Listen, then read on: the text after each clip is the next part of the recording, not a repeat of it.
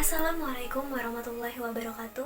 Pertama-tama yang saya hormati dosen pengampu mata kuliah biologi molekuler Ibu Anissa Humaira, Sarjana Pertanian Magister Bioteknologi. Pada kesempatan kali ini saya akan membawakan materi mengenai post-translasi dengan salah satu protein, yaitu protein caspase 3 dalam jalur apoptosis. Sebelumnya, perkenalkan, nama saya Sinta, saya mahasiswa semester 3 dari program studi bioteknologi Fakultas Sains dan Teknologi Universitas Asia Yogyakarta. Oke, kita masuk pada definisi apoptosis. Mungkin teman-teman udah nggak asing nih dengan kata apoptosis.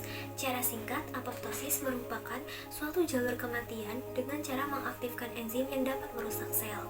Jadi, apoptosis ini adalah jalur untuk mematikan sel secara terprogram. Kenapa terprogram? Karena apoptosis itu memiliki pathway-nya sendiri. Pertama, diawali dengan adanya stimulus-stimulus yang bersifat patologis ataupun yang bersifat fisiologis. Untuk stimulus patologis, contohnya seperti terjadinya infeksi pada suatu sel, kemudian sel yang terkena radiasi atau terkena bahan-bahan kimia dapat mengakibatkan terjadinya mutasi DNA. Nah, mutasi DNA ini dapat menstimulasi terjadinya apoptosis atau stimulasi yang bersifat fisiologis, contohnya seperti terjadinya pelepasan sel-sel endometrium. Apoptosis itu diatur oleh gen-gen yang mengkode pelepasan enzim-enzim yang nantinya akan merusak sel, sehingga sel-sel nanti akan terfragmentasi dan akan keluar dari membran plasma, kemudian nanti akan difagosit oleh makrofag. Di sini ada penyebab dari terjadinya apoptosis. Yang pertama, bersifat fisiologis, berfungsi untuk menghilangkan sel tidak diperlukan lagi sehingga jumlah sel tetap di berbagai jaringannya. Contohnya adalah adanya destruksi sel terprogram saat embryogenesis. Jadi pada saat embryogenesis itu akan terjadi pembelahan sel yang sangat masif, kemudian terjadi diferensiasi sel-sel yang menjadi organ-organ. Nah, itu dikendalikan oleh apoptosis, dan jika terjadi kecacatan, tanda bahwa apoptosis tidak berjalan dengan baik. Contoh kedua yaitu eliminasi sel yang telah selesai melakukan tugasnya. Ketiga, eliminasi limfosit reaktif yang berpotensi merugikan diri. Dan keempat, kematian sel oleh limfosit T sitotoksik. Sifat kedua yaitu patologis, berfungsi untuk mengeliminasi sel yang telah mengalami gangguan genetik atau kerusakan yang irreversible sehingga membatasi kerusakan jaringan. Contohnya adalah kerusakan DNA, akumulasi dari protein salah bentuk, dan jejak sel pada beberapa infeksi. Oke, di sini ada dua jalur utama apoptosis. Yang pertama adalah jalur intrinsik apoptosis yang dimulai ketika cedera terjadi di dalam sel dan stres yang dihasilkan mengaktifkan mekanisme apoptosis. Jalur ini dikenal sebagai jalur mitokondria. Kedua, ada jalur ekstrinsik. Jalur ini dimulai di luar sel, terjadi ketika kondisi di lingkungan ekstraseluler menentukan bahwa sel harus mengalami kematian. Baik, di sini ada salah satu jenis protein yang digunakan pada jalur apoptosis, baik secara intrinsik maupun ekstrinsik, yaitu protein caspase. Caspase atau caspase merupakan akronim dari cysteine aspartate spesifik protease, merupakan kelompok enzim protease cysteine yang berperan penting dalam mengatur dan mengeksekusi kematian sel secara apoptosis. Caspase mempunyai 3 domain, yaitu ujung amino terminal, domain besar, dan domain kecil. Pada ujung amino terminal berperan dalam mengatur aktivitas enzim. Domain besar atau caspase hulu, yaitu caspase 2, 8, 9, dan 10 berperan sebagai inisiator atau pemicu apoptosis, terdiri lebih dari 100 asam amino. Domain kecil atau caspase hilir, caspase 3, 6, dan 7 yang berperan sebagai efektor atau eksekutor apoptosis. Ini merupakan bagian yang terlibat langsung dalam penghancuran sel. Pada protein caspase memiliki 3 subtipe. Jika di total, caspase mempunyai 14 anggota. Sebagian dari anggota caspase berperan sebagai inisiator apoptosis, yaitu pada subtipe pertama. Caspase yang termasuk pada subtipe pertama yaitu caspase nomor 2, 8, 9, dan 10. Pada subtipe kedua, caspase sebagai efektor atau eksekutor apoptosis terdapat pada caspase nomor 3, 6, dan 7.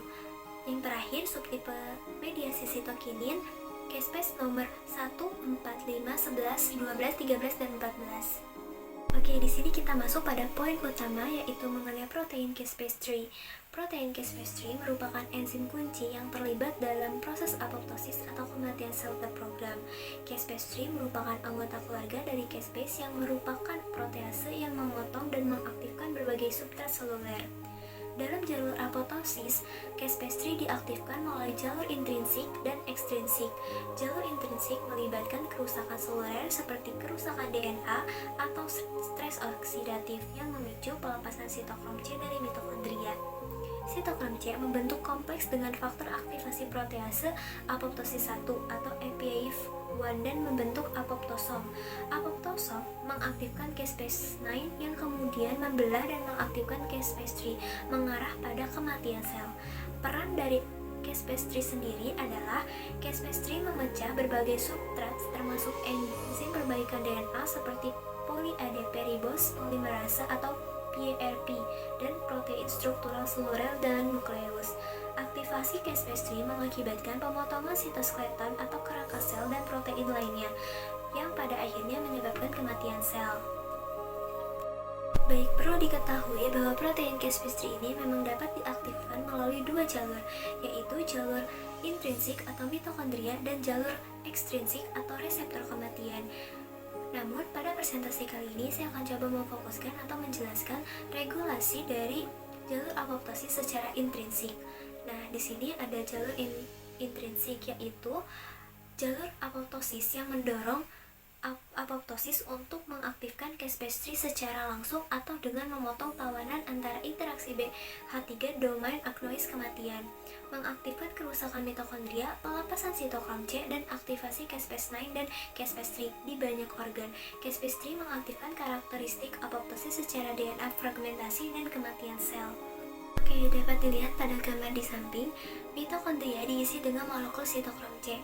Setelah pemicu apoptosis mencapai mitokondria, hal ini memaksa mitokondria kehilangan sitokrom C. Setelah mitokondria kehilangan sitokrom C, seperti yang dapat dilihat pada gambar, sitokrom C menjadi bebas. Sitokrom C yang bebas bisa masuk dan mengaktifkan dan atau melepaskan caspase 9. Caspase 9 dapat mengaktifkan caspase 3. Tapi diblokir dengan protein lain yang disebut dengan APF1. APF1 ini adalah penghambat caspase 9. Jadi setelah APF1 terikat dengan caspase 9, caspase 9 akan sudah tidak aktif lagi dan tidak dapat lagi beraktivasi dengan caspase 3. Setelah caspase 3 aktif, caspase 3 akan membawa kematian melalui mekanisme molekuler tertentu. Baik, terakhir ada proses post-translasi yang merupakan tahapan penting dalam sintesis protein setelah translasi. Pada tahap ini, modifikasi enzimatik terjadi pada protein yang telah disintesis oleh ribosom. Ada beberapa aspek yang terkait dengan proses post-translasi. Yang pertama adalah pelipatan protein, kedua pemotongan proteolitik, ketiga ada modifikasi kimia, keempat ada intense splicing.